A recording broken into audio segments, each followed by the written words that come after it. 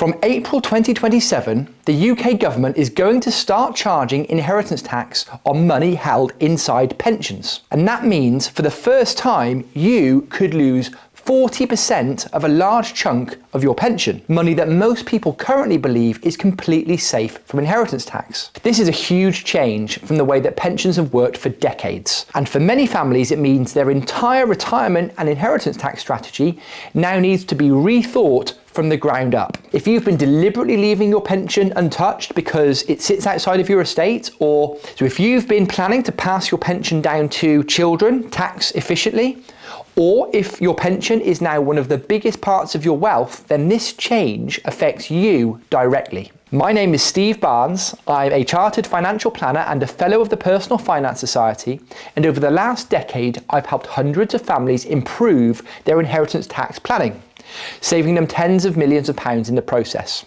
And in this video, I'm going to explain exactly how the 2027 pension inheritance tax changes will work, what you may now need to change about the way you use your pension, and one very important thing that you may need to do before age 75, or you could be handing huge sums unnecessarily to HMRC. Before we get into it, this is a brand new channel. So if you're interested in clear, practical inheritance tax strategies, hit subscribe so that you don't miss the next videos.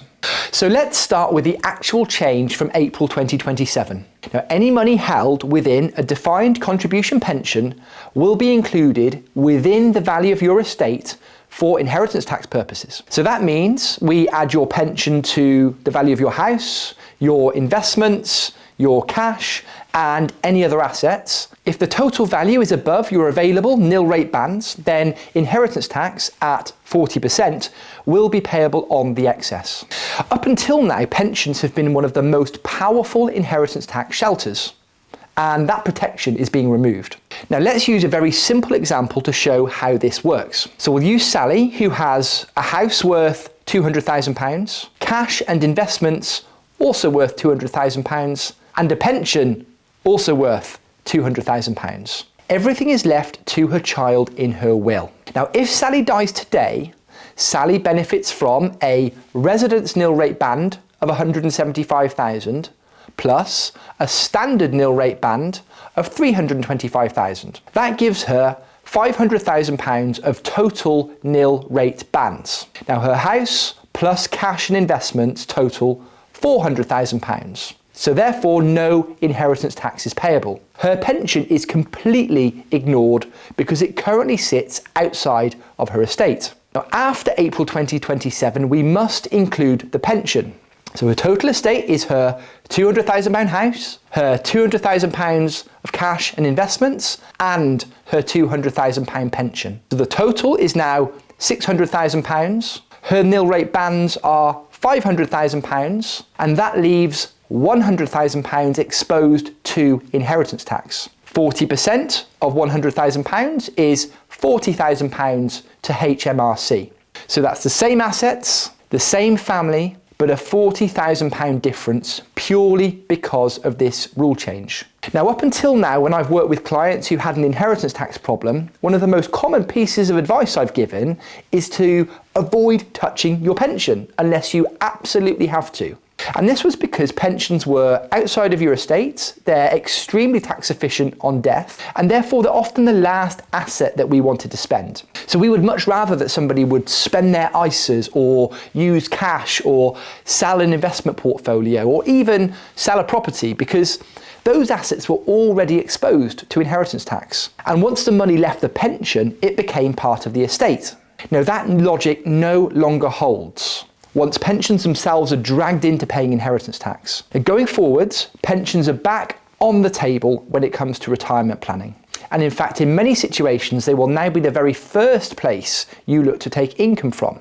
For example, if you were to use your personal allowance or to take your income up to the basic or the higher rate tax threshold, and managing those marginal tax bands efficiently. So previously doing this was counterintuitive, but from 2027 onwards, not doing this could cost your family far more. So the entire strategy has flipped.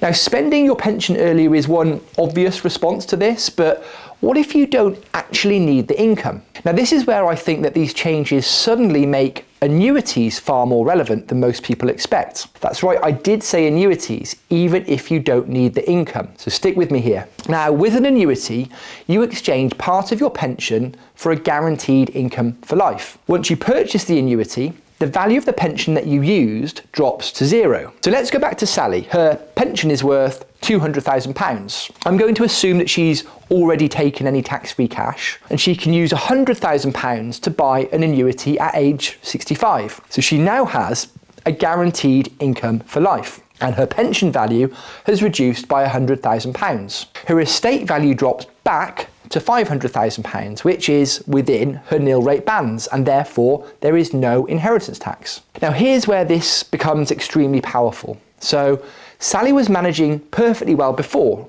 She didn't need the pension income. So what can she do? She can set up a standing order and gift that surplus annuity income to her child. Now, if that income is genuinely surplus to her needs, and the gifting is regular and habitual and from income, and then it can qualify as a gift out of surplus income. And that means it immediately sits outside of her estate. There's no 7-year rule, there's no inheritance tax. So we've reduced the value of the pension, we've created a guaranteed income, and we've moved wealth down the generations tax efficiently. Now let's talk about the expression of wishes form. So this form tells your pension provider who should benefit from your pension when you die. Now, most modern pensions allow something called beneficiary drawdown, meaning that after your death, the pension stays invested. Your beneficiaries can then decide when and how much they want to withdraw, and historically, many people nominated their spouse. And this was because the pension could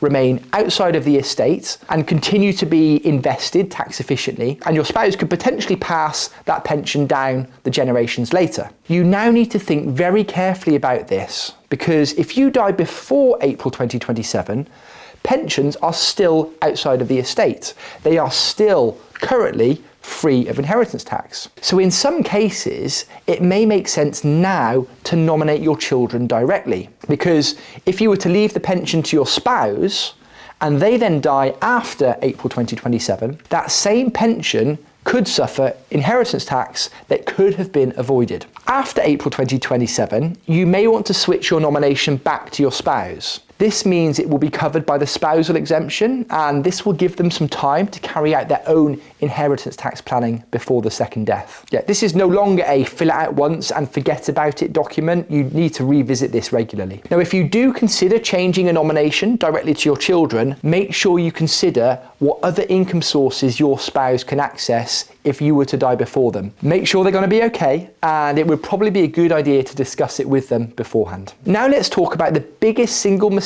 I think people will make after these changes are implemented. Now, to explain this, we first have to understand what happens to pensions on death before and after age 75. Now, this rule already exists. It's not changing, but if you die before age 75, your pension withdrawals by your beneficiaries are tax-free. If you die after 75, your beneficiaries will pay income tax on the withdrawals, potentially at up to 45%. From 2027 onwards, inheritance tax applies on top of that. So now we can get 40% inheritance tax plus income tax on what remains. I've put together a table showing you what £100 in your pension looks like after both taxes. So the left-hand column is the tax rate of the person who inherits your pension, and the right-hand column is the amount that they will receive after both inheritance tax and their rate of income tax. So looking at the bottom, that's right. If your child takes money out as a 45% taxpayer, they will only receive £33